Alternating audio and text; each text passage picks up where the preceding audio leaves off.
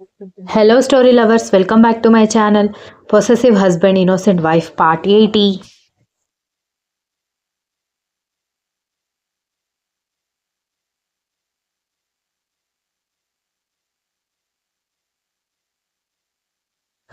అబ్బా, నా కోడలి దయ వల్ల ఈరోజు మా అమ్మ చేతి వంటని మళ్ళీ చాలా రోజులకి తింటున్నాను అని విశ్వనాథ్ సంతోషపడుతుంటే, ఇది కూడా మీ కోడలి అకౌంట్లోనే వేసేస్తున్నారా డాడీ అని కర్ణ అడిగేసరికి విశ్వనాథ్ నవ్వుతూ ఉంటే, అదేంటి మామయ్య, ఊరు నుంచి చాలా పిండి వంటలు తీసుకొచ్చింది కదా అమ్మమ్మ, అవి కూడా అమ్మమ్మ చేతి వంటలే కదా, రోజు లడ్డు కజ్జికాయ అరిసె ఏదో ఒకటి అమ్మమ్మ చేసింది తింటూనే ఉంటావు కదా, మళ్ళీ చాలా రోజుల తర్వాత తింటున్నట్టు అడుగుతున్నావేంటి అని ధాత్రి అయోమయంగా అడిగేసరికి దక్ష కర్ణ కూడా విశ్వనాథ్ వైపు చూస్తే, అది అలా అడుగు, మీ అమ్మమ్మ వచ్చిన ప్రతిసారి మీ మామయ్య చేసే ఓవర్ యాక్షన్ చూడలేకపోతున్నాను అంటూ వంటగదిలో నుంచి వచ్చింది వసుంధర.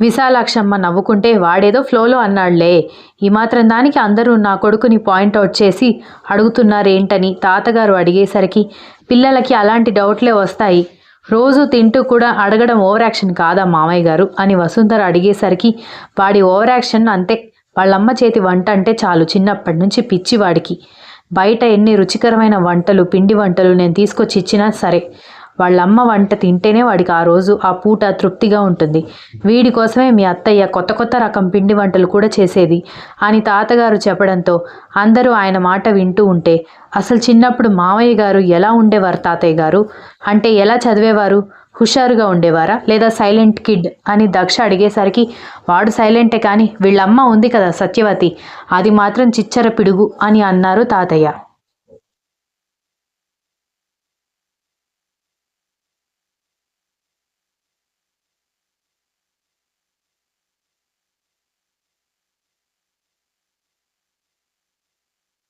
ఆ విషయం నువ్వు చెప్పాల్సిన అవసరం లేదు తాతయ్య, మా మమ్మీతో ఎవరైనా ఒక్క 2 నిమిషాలు మాట్లాడితే చాలు, వాళ్ళకి పిక్చర్ క్లియర్గా కనిపిస్తుంది అనగానే వసుంధర ధాత్రి భుజం మీద ఒకటేసి, మేమందరం మీ అమ్మ గురించి వెటకారంగా మాట్లాడితే అది వేరు, నువ్వు మాట్లాడకూడదు కదమ్మా అనగానే, లేకపోతే ఏంటత్తా, తనకి తనే అన్నీ ఊహించుకుని తనకి తనే అన్ని ఇమాజిన్ చేసుకుని అది జరగలేదని అందరి మీద ఆ కోపం చూపిస్తుంది అని ధాత్రి చిరాకుగా చెప్పడంతో, తను చిన్నప్పటి నుంచి అంతే, నాకు మా అమ్మ ప్రేమతో ఏదైనా చేసి పెట్టినా, ఏదైనా వస్తువు అంటే పెన్ను కానీ నోట్బుక్ కానీ కొనుక్కొని వస్తే, నేనంటే నీకు ప్రేమ లేదు, అన్నయ్య అంటేనే ప్రేమ, నాకేమీ కొనివ్వవు అనేది, పోనీ చదువంటే ఏమైనా ఇష్టం ఉందా అంటే చదువు అస్సలు బుర్రకెక్కేది కాదు, ఆ పెన్నులు నోట్బుక్లన్నీ వాడకుండానే వేస్ట్ చేసి పక్కన పడేసేది అన్నాడు విశ్వనాథ్.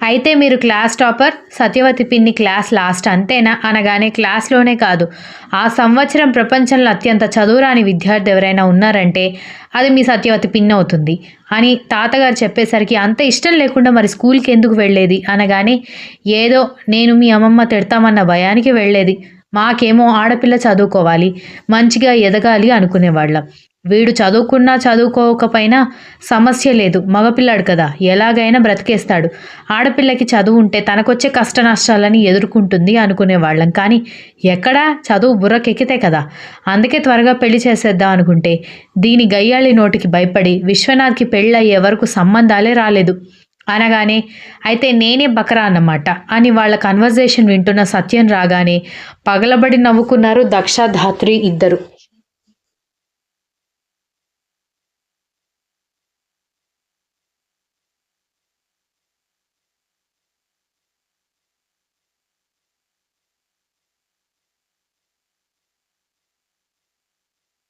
నాకిప్పుడు అర్థమైంది డాడీ, మీ ఇద్దరి పెళ్ళి ఎలా జరిగిందో అని ధాత్రి అనగానే సత్యం కూతురుని అయోమయంగా చూస్తుంటే, పాప ముందు పెళ్లి సంబంధాలు చూసిన వాళ్ళందరూ బాగా మేధవులు అయి ఉంటారు, బాగా తెలివి ఉన్న వాళ్ళు కూడా అయి ఉంటారు, అందుకే వాళ్ళు తప్పించుకున్నారు, నువ్వు ఇరుక్కున్నావు అని ధాత్రి నవ్వుతూ చెప్పేసరికి, ఊరుకో ధాత్రి, పాపం మరీ బాబాయ్ గారిని ఏడిపిస్తున్నావు అని దక్ష అనగానే, నా కూతురు నన్ను ఏడిపించినా తనన్న మాటలో నిజం ఉందమ్మా, నిజమే, ఓ రోజు ఊరికి ఏదో గవర్నమెంట్ ఆఫీస్ పని ఉండడంతో వచ్చాను, ఆ పని చేసుకుని వెళ్ళక ఆ రోజు ఎక్కడైనా బస చేస్తే బాగుంటుందని అనుకుంటున్నా.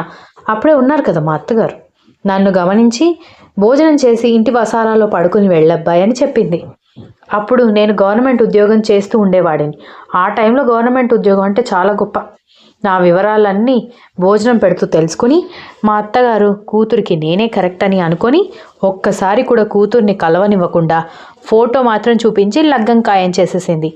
నేనే ఉంది అప్పుడు ఊర్లో వీళ్ళు భూస్వాములు మంచి సౌండ్ పార్టీ దొరికిందని ముందు వెనుక ఆలోచించకుండా ఇంటికి వెళ్ళి సంబంధం మాట్లాడడంతో అందరూ పెళ్లి చూపులకు వచ్చారు. పెళ్లి చూపులో సైలెంట్గా కూర్చుంది. పెళ్ళైపోయింది అన్నాడు సత్యం.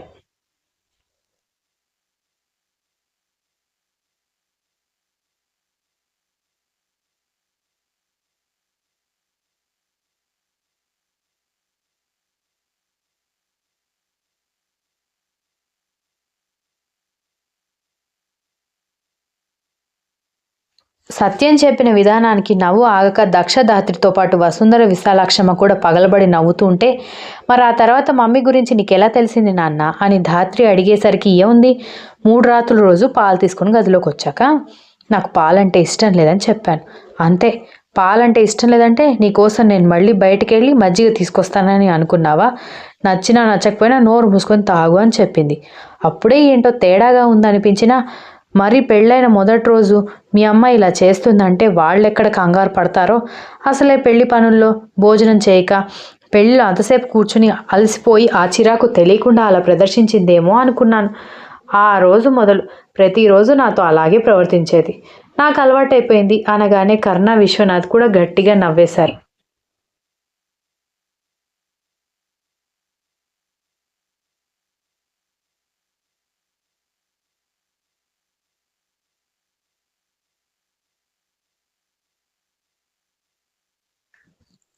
అమ్మ చాలా నవ్వేశాను బాబాయ్. నిజంగా ఈ మధ్యకాలంలో ఇంతలాగా నేనెప్పుడు నవ్వలేదు. భలే కామెడీగా పిన్ని గురించి చెప్పారు. మరెప్పుడు ఇంకా దీన్ని ఎన్ని రోజులు భరించాలి అని నీకు అనిపించలేదా అనగానే అనిపించినా కూడా పెళ్ళికి మేమిచ్చే విలువ అలాంటిదమ్మా. ఎంతమంది పెళ్లి జీవితంలో ఇష్టపడి ఉంటున్నారు. ఎవరో ఒకరు ఏదో విషయంలో అడ్జస్ట్ అయి ఉంటారు. మీ పిన్ని స్వతహాగా చెడ్డదేం కాదు, కొంచెం గయ్యాళితనం ఎక్కువ. తను చెప్పింది వింటే ఆ రోజు ప్రశాంతంగా గడిచిపోతుంది. ప్రేమ ఎక్కువే. నాకేమైనా అయినా తట్టుకోలేదు. నేను భోజనం చేయకపోయినా ఊరుకోదు. దాత్ర అంటే కూడా ప్రేమ ఎక్కువే. కానీ నోరు వేసుకొని పడిపోతుంది కదా, అందుకే అందరికీ చెడ్డదానిలాగా కనిపిస్తుంది అన్నాడు సత్యం.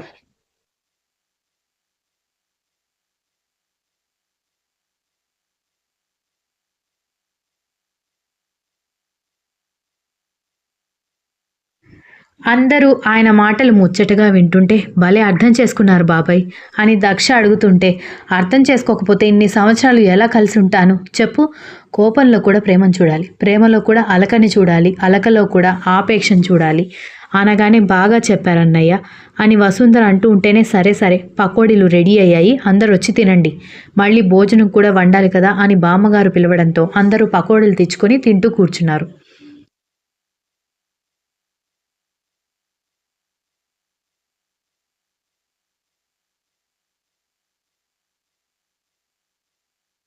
తన ప్లేట్లో ఉన్న పకోడీ దక్షకి తినిపించి, నీకు పకోడీలంటే ఇష్టమని నాకు తెలుసు, తిను అనగానే, మీకు కూడా ఇష్టమే కదా, మీరు తినండి, నాకు ప్లేట్లో ఉన్నాయి కదా అనగానే, పర్లేదు తిను అని ఆమెకి తినిపిస్తూ ఉంటే, అబ్బో బావకి అక్కంటే ప్రేమ ఎక్కువే అనగానే, ఎంత ప్రేమ లేకపోతే అది వద్దు అని వాడి నుంచి పారిపోతున్నా కూడా వాడి ప్రేమతో మళ్ళీ తిరిగి తీసుకొచ్చుకుంటాడు అని వసుంధర అనగానే, నిజమే, నాకెప్పుడు దొరుకుతాడో అంత ప్రేమించే వ్యక్తి అని ధాత్రి అనగానే, ఉదయం వచ్చాడు కదే అని విశాలాక్షమ్మ అనగానే, అమ్మమ్మ అని ధాత్రి కోపంగా చూడ్డంతో, ఏదో జోక్ చేశానే, ఎందుకంత కోపం అనగానే అందరూ నవ్వుకున్నారు.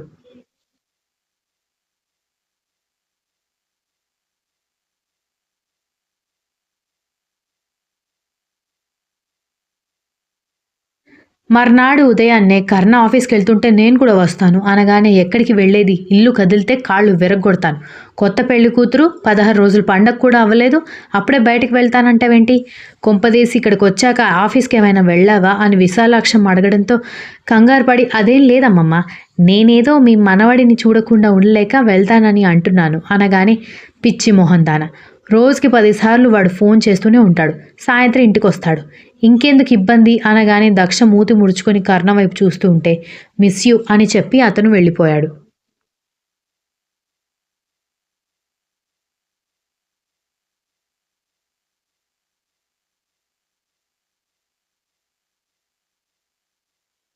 బామ్మగారు వసుంధర వడియాలు ఆరబెట్టడానికి పైకి వెళ్తూ అన్నట్టు చెప్పడం మర్చిపోయా, ఏదో కొరియర్ నీ పేరు మీద వచ్చింది దక్ష, బయట మెయిల్ బాక్స్లో ఉంది, అదేంటో చూడు అని చెప్పి వసుంధర వెళ్ళిపోవడంతో ఈ అడ్రస్ మా ఫ్రెండ్స్ ఎవరికి ఇవ్వలేదే, ఆయన ఫోన్స్ ఉన్నప్పుడు లెటర్స్ ఎవరు పంపిస్తారు అని అనుకుంటూ మెయిల్ బాక్స్ దగ్గరికి వెళ్ళింది దక్ష.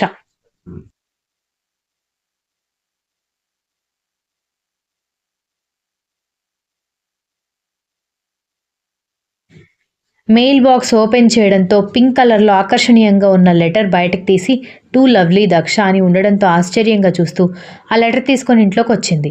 దాన్ని ఓపెన్ చేసి చూడాలని అనుకున్నప్పుడే దక్ష కింద మరొక వడియాల గిన్నె ఉంది, తీసుకురామ్మా మర్చిపోయాను అని వసుంధర పిలవడంతో లెటర్ తన రూమ్లో పెట్టేసి వస్తున్నానత్తయ్య అంటూ వంటగదిలోకి వెళ్ళి వడియాల పిండి ఉన్న గిన్నె తీసుకుని మేడ మీదకి వెళ్ళింది. Continues. If you like this story, please like, share, comment and don't forget to subscribe.